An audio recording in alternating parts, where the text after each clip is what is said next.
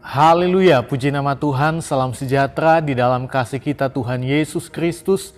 Salam jumpa lagi dalam Renungan 79, keluarga Jemaat GPDI El Shaddai Magelang. Tuhan berkati kita semua, kita siapkan hati kita untuk menikmati kebenaran firman Tuhan. Mari terus alami pembaruan di dalam Tuhan dengan kita merenungkan firman Tuhan menggunakan 365 hari yang mengubahkan hidup Anda. Tuhan memberkati kita semua. Tema firman Tuhan pada saat ini, manusia rohani. Di dalam 1 Korintus 2 ayat 14 sampai ayat 16 demikian firman Tuhan. Tetapi manusia duniawi tidak menerima apa yang berasal dari roh Allah, karena hal itu baginya adalah suatu kebodohan, dan ia tidak dapat memahaminya, sebab hal itu hanya dapat dinilai secara rohani. Tetapi manusia rohani menilai segala sesuatu, tetapi ia sendiri tidak dinilai oleh orang lain. Sebab siapakah yang mengetahui pikiran Tuhan sehingga ia dapat menasihati dia, tetapi kami memiliki pikiran Kristus. Ya, puji Tuhan, kalau kita mengobservasi 3 ayat ini, juga surat ini ya, surat 1 Korintus ya. Dan siapa yang terlibat dalam surat Korintus ini? Di sini ada penulis yaitu Rasul Paulus dengan kemungkinan bantuan dari Sostenes ya. Jadi ada seorang yang bernama Sostenes seperti yang dijelaskan di dalam 1 Korintus 1 ayat 1. Dan di sini juga ada penerima yaitu jemaat di Korintus, gereja yang terdiri dari orang-orang Kristen yang ada di kota Korintus. Dan kapan penulisan surat ini ditulis? Sekitar tahun 53 sampai 57 Masehi. Ya, dan di mana penulisan ini Paulus menulis surat ini dari kota Efesus sewaktu Paulus berada di sana selama 3 tahun. Dan Bapak Ibu bisa melihat itu di dalam 1 Korintus 16 ayat 7 sampai ayatnya yang ke-9. Nah, kita melihat juga tujuan dari surat ini. Paulus menulis surat ini untuk mengatasi berbagai masalah yang terjadi di jemaat Korintus ya, karena memang di jemaat Korintus terjadi begitu banyak permasalahan ya, dari ajaran-ajaran yang menyimpang ya, dari konflik yang terjadi tentang kasih dan banyak lagi ya. Nah, kalau kita menginterpretasi ya makna apa yang kita dapat dari 3 ayat yang sudah kita baca tadi ya. Di sini yang pertama, manusia duniawi tidak menerima apa yang berasal dari roh Allah ya. Ini seperti yang dijelaskan oleh firman Tuhan. Jadi makna yang pertama dari pembacaan kita pada saat ini, manusia duniawi tidak menerima apa yang berasal dari roh Allah. Manusia duniawi dalam bahasa Yunani itu ditulis dengan kata sukikos yang berarti orang yang berada di bawah pengaruh dan penguasaan daging. Orang yang belum dilahirkan kembali oleh roh Allah. Yaitu mereka yang belum menerima Kristus dan mereka yang hidup berdasarkan pemahaman serta logika duniawi. Jadi ini adalah orang-orang yang hidup dengan manusia duniawi, yang disebut sebagai manusia duniawi. Jadi orang-orang yang belum menerima Kristus, mereka yang belum hidup dalam pimpinan Roh Kudus, yang masih pakai logika duniawi. Ya. Dan manusia duniawi juga dikatakan yang tidak akan menerima apa yang berasal dari Allah, ya, tidak menerima apa yang berasal dari Roh Allah. Ya, artinya manusia duniawi ini tidak dapat memahami atau menerima kebenaran Allah. Ya. Bagi mereka hal-hal rohani itu tampak seperti kebodohan karena mereka tidak memiliki Roh Kudus yang dapat memberikan pemahaman. Ya. Kalau kita melihat di ayat-ayat selanjutnya ini katakan sebab hal itu hanya dapat dinilai secara rohani. Yang berarti hal ini menunjukkan bahwa pemahaman kebenaran rohani itu memerlukan pekerjaan Roh Kudus di dalam diri seseorang. Di dalam Yohanes 14, kenapa Yesus memberikan kita seorang penolong yaitu Roh Kudus? Dikatakan aku akan minta kepada Bapa, Yohanes 14 ayat 16 sampai 17 ya. Dan ia akan memberikan kepadamu seorang penolong yang lain supaya ia menyertai kamu selama-lamanya, yaitu roh kebenaran. Dunia tidak dapat menerima dia, sebab dunia tidak melihat dia dan tidak mengenal dia. Tetapi kamu mengenal dia, sebab ia menyertai kamu dan akan diam di dalam kamu.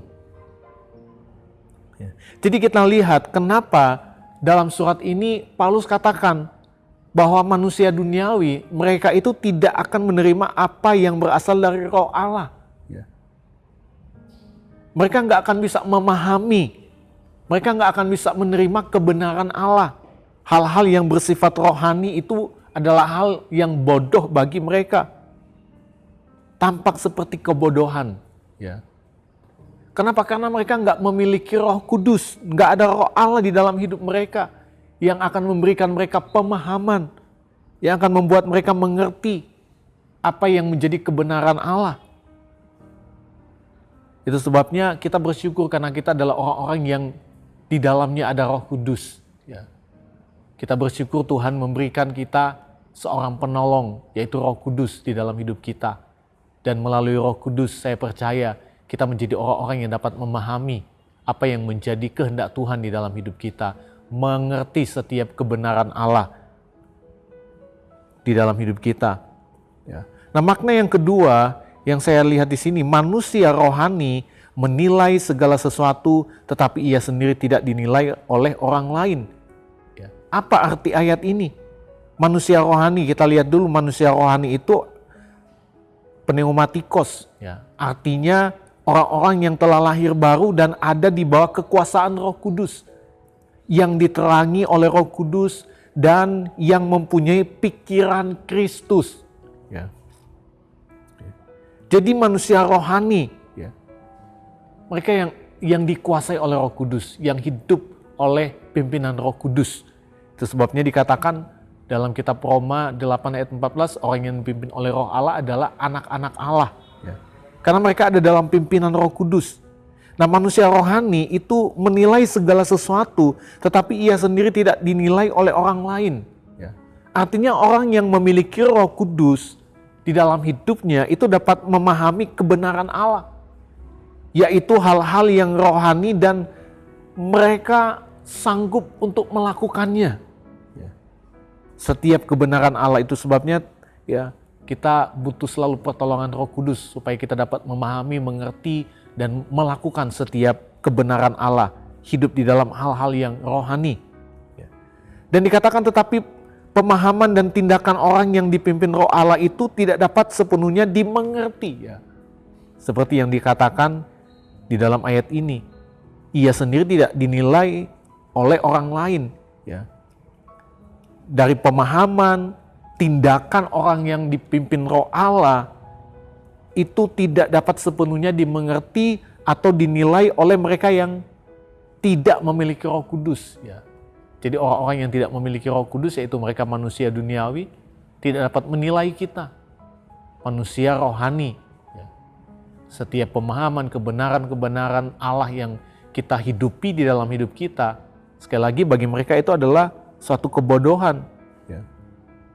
Dan mereka nggak dapat mengerti hal itu. Manusia rohani ini memiliki pikiran Kristus. Makna yang ketiga kita lihat,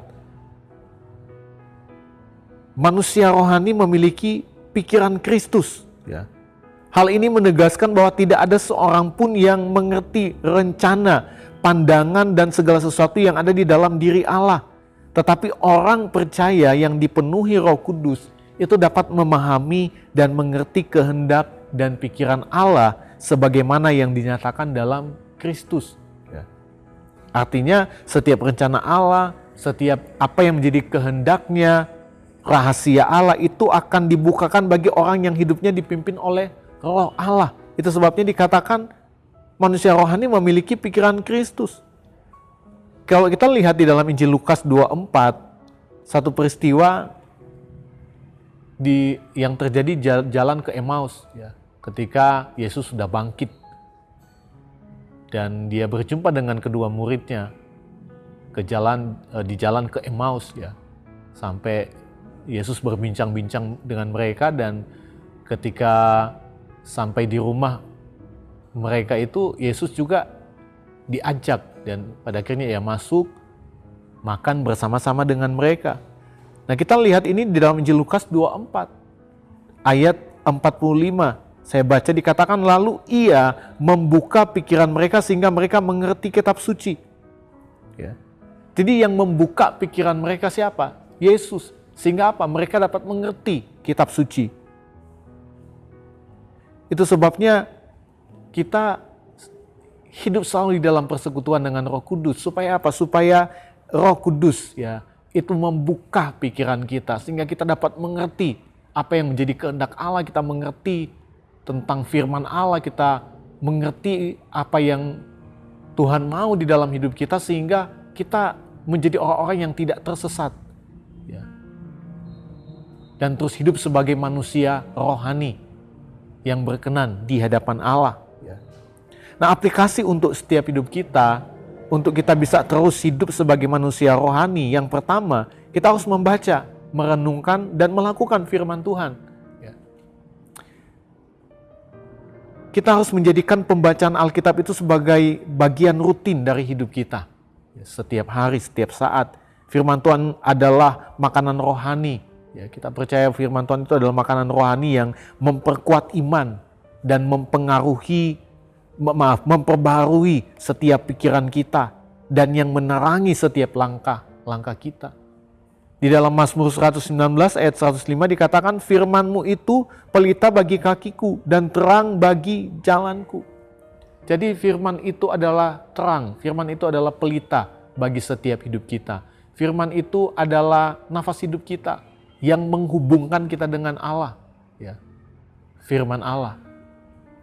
Nah, itu sebabnya ya sebagai orang percaya kita harus menghidupi kebenaran firman Tuhan dengan kita rutin baca Alkitab, kita merenungkan dan kita melakukan firman Tuhan itu. Ya, jadi tidak hanya mendengar, tapi kita merenungkan dan melakukan setiap firman Tuhan. Saya percaya iman kita, rohani kita akan terus diperbarui, tetap kuat, teguh, ya, sehingga kita tetap hidup sebagai manusia rohani. Yang kedua, hidup di dalam doa dan penyembahan.